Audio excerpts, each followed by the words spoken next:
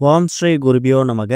ஓம் ஸ்ரீ மகா பெரியவா சரணம். வரும் ஆகஸ்ட் 3ஆம் தேதி ஞாயிற்றுக்கிழமை ஆடிப்பெருக்கு. இப்ப நாம சொல்லக்கூடிய இந்த ஒரு கட்டை உங்க கையில இருந்தாலே போதும், சகல விதமான செல்வங்களும் சகல சௌபாக்கியங்களும் உங்க குடும்பத்துக்கு வந்து சேரும். அது என்ன கட்டை, அதை எப்படி பயன்படுத்தணும்னு பார்க்கறதுக்கு முன்னாடி நம்மளோட வீடியோஸை இப்பதான் நீங்க ஃபர்ஸ்ட் டைம் பார்க்குறீங்கன்னா மறக்காம சப்ஸ்கிரைப் பண்ணிக்கோங்க. தொடர்ந்து இது மாதிரி அப்டேட் தெரிஞ்சுக்கிறதுக்கு பக்கத்தில் நோட்டிஃபிகேஷன் பெல்லை கிளிக் பண்ணி ஆல் அப்படிங்க செலக்ட் பண்ணிக்கோங்க. இப்போ என்ன கட்டையை எப்படி பயன்படுத்த போறோம் அப்படிங்கிற பத்தி தெளிவாக தெரிஞ்சுக்கலாம். ஆடி மாதத்துல வரக்கூடிய 18வது நாள் தான் ஆடி 18ஆம் பெருக்கு அப்படின்னு கூட சொல்லுவாங்க. இந்த நாள்ல சுமங்கலி பெண்கள் அவங்களோட தாலிச்சீட்டை மாத்தி போட்டுக்கிட்டா கணவரோட ஆயுள் பன்மடங்கு பெருகும் அப்படிங்கிறதும், தீர்க்க சுமங்கலி வரம் கிடைக்கும் அப்படிங்கிறதும் காலம் காலமாக இருக்கக்கூடிய ஒரு பெரிய நம்பிக்கை. இன்னொரு பக்கம் நீர் வழிபாட்டுக்கும் முக்கியத்துவம் கொடுக்கக்கூடிய ஒரு நாள் இந்த ஒரு ஆடிப்பெருக்கு. காவிரி தாயை வரவேற்பதற்காக ஆற்றங்கரை ஓரங்கள்ல அந்த மண்ணை எடுத்து அம்மனா பிடிச்சு வச்சு அதுக்கு நைவேத்தியங்கள் செஞ்சு வச்சு படைச்சு அந்த இடத்துலயே தாலிச்சீடு மாத்திக்கிறது இப்போ வரைக்கும் நிறைய கிராமங்கள்ல பழக்க வழக்கமா இருந்து வந்துட்டு இருக்கு. ஆனா இப்ப இருக்கக்கூடிய காலகட்டத்துல எல்லோராலையும் ஆற்றங்கரைக்கு போயிட்டு வழிபாடு செய்யறது அப்படிங்கிறது சாத்தியமில்லை.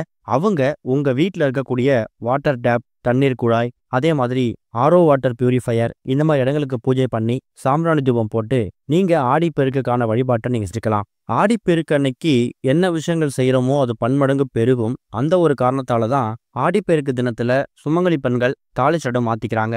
ஞாயிற்றுக்கிழமை 4:06 ராகு காலம், 12:01 யமகண்டம். இந்த 2 நேரத்தை தவிர மற்ற நேரத்துல தாராளமா நீங்க தாலிச்சீட்டை மாத்திக்கலாம். குறிப்பா காலை நேரத்துல உகந்த நேரம், நல்ல நேரம் அப்படின்னு பாத்தீங்கன்னா 7:45 மணிலேருந்து 8:45 இந்த 1 மணி நேரம் ரொம்பவே நல்ல நேரம். ஆடிப்பெருக்குக்கான வழிபாட்டை முடிச்சுட்டு ஒரு அரை மணி நேரத்துல தாராளமா நீங்க பூஜை அறையில உட்காந்து தாலிச்சீட்டை மாத்திக்கோங்க. தாலிச்சீட்டை கண்ட இடங்கள் அமர்ந்து மாத்துறதுக்கு பதிலாக கோவில்கள்லையோ இல்ல உங்க வீட்டோட பூஜை அறையிலையோ அமர்ந்து மாத்துறது ரொம்ப விசேஷம். அதே மாதிரி தாலிச்சீட்டை மாத்தினதுக்கு அப்புறமா பழைய தாலிச்சீட்டை உதாசீனப்படுத்துறது, கண்ட இடங்களை போட்டுறது அப்படி இல்லாம அதை தண்ணியில விடலாம். இல்லைன்னா வீட்டில் பூந்தொட்டி வச்சிருப்பீங்க, அந்த தொட்டியில் மண் இருக்கும், அதில் கூட போட்டுக்கலாம். எக்காரணத்தை கொண்டும் பழைய கயிறு தானே அப்படிங்கிற மாதிரி உதாசீனப்படுத்திடாதீங்க. எதுவாக இருந்தாலும் இத்தனை நாட்கள் அது உங்க கழுத்துல தாலிச்சீடா இருந்திருக்கு அப்படிங்கிறத நீங்க மறந்துடக்கூடாது. தான தர்மங்கள் பண்றதுக்கும் உகந்த ஒரு நாள் இந்த ஒரு ஆடிப்பெருக்கு. பொதுவாக மற்ற நாட்கள்ல தானங்கள் செஞ்சா நமக்கு பல புண்ணிய பலன்கள் கிடைக்கும். ஆடி மாதத்துல வரக்கூடிய இந்த ஆடிப்பெருக்கு அன்னைக்கு தானங்கள் பண்ணும்போது அது மூலயமா கிடைக்கக்கூடிய பலன்கள் பெருகிட்டே போகுமா. அட்சய திருதை அன்னைக்கு எப்படி தங்கம் வாங்கினா அது பன்மடங்கு பெருகுன்னு சொல்றாங்களோ அதே மாதிரி ஆடிப்பெருக்கு அன்னைக்கும் நீங்க தங்கம், வெள்ளி இல்ல வீட்டுக்கு தேவையான எந்த ஒரு பொருளை வேணாலும் வாங்கிக்கலாம். அட்சய திருதையை தவற விட்டவங்களுக்கு இந்த ஒரு ஆடிப்பெருக்கு அற்புதமான வரப்பிரசாதம், தவற விட்டுறாதீங்க. அடுத்து ஒரு முக்கியமான விஷயம், இப்ப நாம சொல்லக்கூடிய இந்த ஒரு பரிகாரம். இந்த ஒரு பரிகாரத்தை காலையில நீங்க வீட்டுல பூஜை பண்ணும் போதும் பண்ணலாம். அதை விட்டீங்கன்னா மாலை ஒரு 4:30 மணிலேருந்து 6 மணி இந்த ராகு காலம் முடிச்சுட்டு மாலை ஒரு 6:30 மணிக்கு மேல எப்ப வேணாலும் பூஜை அறையில செய்யலாம். இதுக்கு உங்களுக்கு தேவையான பொருள் ஒரே ஒரு கட்டை தான். இப்ப நீங்க வீடியோல பாக்குற இந்த கட்டையோட பெயர் அதிமதுர கட்டை. பொதுவா இந்த அதிமதுர கட்டை எங்க கிடைக்கும் அப்படின்னா நாட்டு மருந்து கடைகள்ல கட்டாயம் கிடைக்கும். அதிமதுரம் அப்படிங்கிறது ஒரு மருத்துவ குணம் நிறைந்த ஒரு பொருள். இப்ப நிறைய பேர் அவங்களோட சமையல்ல ஒரு சில பகுதிகளுக்காக இந்த அதிமதுரத்தை கொஞ்சம் மருத்துவத்துக்காக சேர்த்துக்கிறாங்க. மருத்துவம் மட்டும் கிடையாது, பல மகத்துவமும் நிறைந்த ஒரு பொருள் தான் இந்த ஒரு அதிமதுரம். இந்த அதிமதுரத்தை நீங்க எப்படி பயன்படுத்த போறீங்க அப்படிங்கிறது ரொம்ப முக்கியம். வீட்டோட பூஜை அறையில விளக்கெல்லாம் ஏற்றி வச்சுட்டு ஆடிப்பெருக்குக்கான எல்லா வழிபாட்டையும் முடிச்சுடுங்க. அதுக்கப்புறம் சின்னதா ஒரு தட்டுலையோ ஒரு கிண்ணத்துலையோ இப்ப நீங்க வீடியோல பாக்குற மாதிரி அந்த அதிமதுரை கட்டைய குறைந்தது ஒரு 3 எண்ணிக்கையில இருக்க மாதிரி பாத்துக்கோங்க.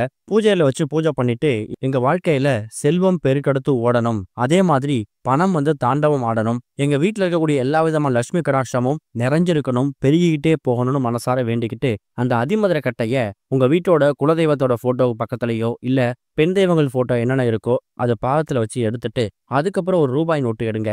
ரூபாய் நோட்டு அப்படிங்கிறது எவ்வளவு ரூபாய் நோட்டு இருந்தாலும் பரவாயில்ல. ஆனா இந்த பரிகாரத்துக்கு பயன்படுத்தக்கூடிய ரூபாய் நோட்டை நீங்க செலவு பண்ண முடியாது. அதுக்கு தகுந்த மாதிரி 100 ரூபாய், 200 ரூபாய் இல்ல 50 ரூபாய் தான் வைக்க முடியுமா, தாராளமா வச்சுக்கலாம். எவ்வளவு ரூபாய் நோட்டு வைத்தாலும் கிடைக்கக்கூடிய பலன்கள் ஒன்றுதான். ரூபாய் அதிகமா வச்சுட்டா பலன் அதிகமா கிடைக்கும் அப்படிங்கிற அர்த்தம் கிடையாது. அதனால உங்களால எவ்வளவு முடியுதோ அந்த ரூபாய் நோட்டை எடுத்து இப்ப நீங்க பூஜையில வச்சு பூஜை பண்ணீங்களே இந்த அதிமதுரை கட்டை, அது கூட இந்த ரூபாய் நோட்டையும் ஒன்னா சேர்த்து ஒரு நூல் வச்சு கட்டிடுங்க. இல்லைன்னா வீட்டுல ரப்பர் பேண்ட் இருக்கும், அந்த ரப்பர் பேண்ட் மூலயமா இந்த அதிமதுரை கட்டையில அந்த பணத்தை வச்சு சுருட்டி நூலை வச்சு கட்டிட்டோ இல்ல ரப்பர் பேண்ட் வச்சோ டைட்டா இருக்க கட்டிடுங்க.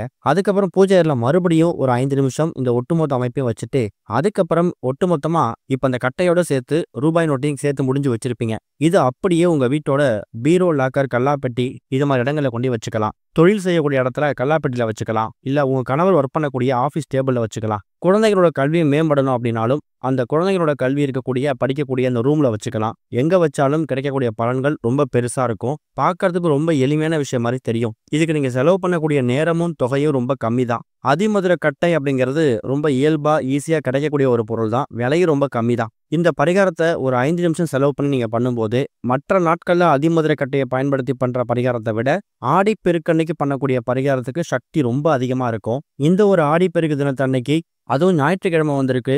எப்படி பார்த்தாலும் சுமங்கலி பெண்கள் வீட்டில் ஓய்வு நேரங்களில் ஃப்ரீயாக தான் இருப்பீங்க. ஒரு 10 நிமிஷம் செலவு பண்ணி இந்த பரிகாரத்தை பண்ணுங்க. ஆடிப்பெருக்குக்கு பிறகு வரக்கூடிய எல்லா நாட்கள்லையும் உங்களுக்கான செல்வம் பெருக்கெடுத்து ஓடுவதற்கான வழிவகையை இந்த ஒரு கட்டை ஏற்படுத்தும். இந்த கட்டை அவ்வளோ சீக்கிரம் வீணா போகாது. 3 மாதத்துக்கு ஒரு முறை மட்டும் அந்த கட்டையை எடுத்து பிரித்து பார்த்து அந்த கட்டை காய்ந்து போயிருந்தாலோ வீணா போயிருந்தாலோ அதை அப்படியே தண்ணியில் விட்டுட்டு இந்த ரூபாய் நோட்டை வச்சிங்களேன் அதில் மறுபடியும் இதே மாதிரி ஒரு அதிமதுர கட்டையை வாங்கிட்டு வந்து பூஜையில் வச்சு பூஜை பண்ணி ரப்பர் பேண்டையும் நூலாக வச்சு கட்டிட்டு எங்கே எடுத்தீங்களோ அதே இடத்துல மறுபடியும் பத்திரப்படுத்தி வச்சுடுங்க. இவ்வளவுதான் இந்த பரிகாரம். இந்த ஒரு ஆடிப்பெருக்கு அன்னைக்கு இதை முயற்சி பண்ணுங்க. நல்லதே நடக்கும். ஓம் ஸ்ரீ குருபியோ நமக. ஓம் ஸ்ரீ மகா பெரியவா சரணம்.